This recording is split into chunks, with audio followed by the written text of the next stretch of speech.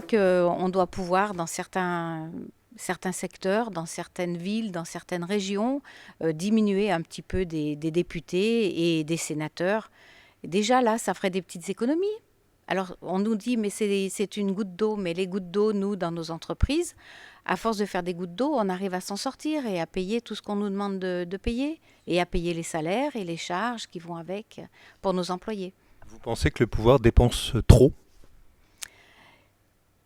Ils dépensent mal, voilà. Ils dépensent sans compter. Et nous comptons tous les jours, et eux ne comptent pas, et ils rajoutent toujours des dépenses supplémentaires, des commissions qui nous coûtent les yeux de la tête, alors que il y a la Cour des comptes, par exemple. Ils sont certainement très bien payés, mieux que moi et que vous, et, euh, et on ne tient pas compte de leurs idées. Donc, en fait, il faudrait vraiment suivre leurs idées. Je pense que là, on deviendrait constructif pour la France. Si vous aviez des propositions à faire aujourd'hui, si vous étiez au pouvoir, qu'est-ce que vous décideriez? Qu'est-ce que je déciderais? Eh ben déjà, je baisserais tous les salaires des sénateurs, des députés et surtout de ceux qui travaillent. On a appris il n'y a pas très longtemps que les salaires de ceux qui travaillent à l'Assemblée nationale sont plus que conséquents. Moi, j'accepterais tout à fait de travailler pour l'Assemblée nationale à ce salaire-là, il n'y a pas de problème, hein. Je viens tout de suite à Paris. Mais bon, non, mais là, trêve de plaisanterie.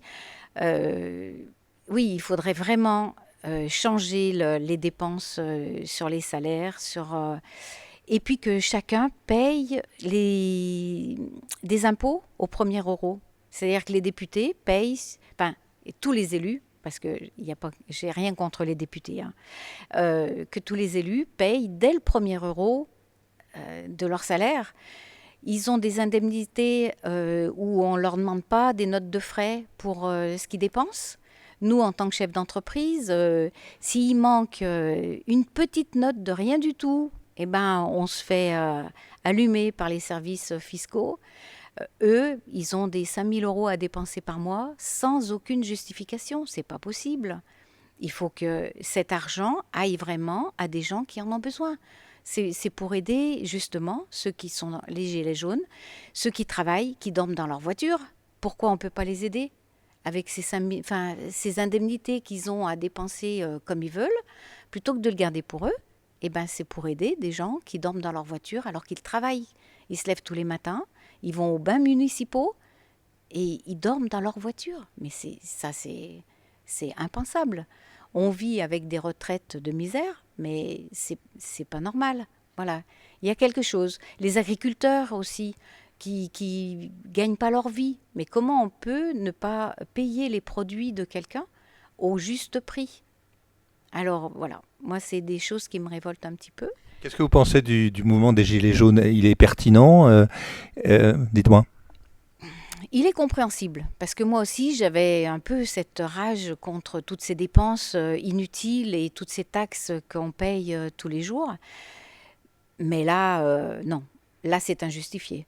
Maintenant, l'État a fait un effort, il lance le grand débat, et on entend que les gilets jaunes, ils s'entretuent presque pour si quelqu'un vient au grand débat, il va peut-être se faire assassiner parce qu'il est allé au grand débat.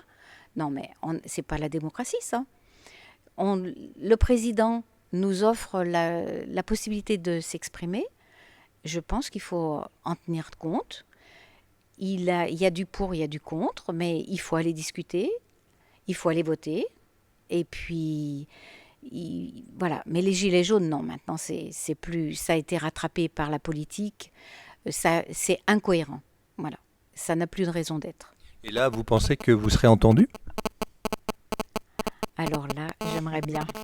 Et surtout que tous les jeunes qui font des études ne partent pas et aident la France à aller de l'avant et à bouger, bouger, bouger. Voilà. Moi, j'aimerais que mes enfants ne partent pas de France, Quand mais vous en discutez avec eux? eh ben, on peut les comprendre, hein. On peut les comprendre. J'ai deux enfants qui font médecine et il y en a un, bon, il s'interroge. Bon, non, ils vont rester en France, mais ils s'interrogent. Donc, c'est pas normal que des jeunes qui font des études, qui aiment leur pays, s'interrogent sur le fait d'aller travailler ailleurs.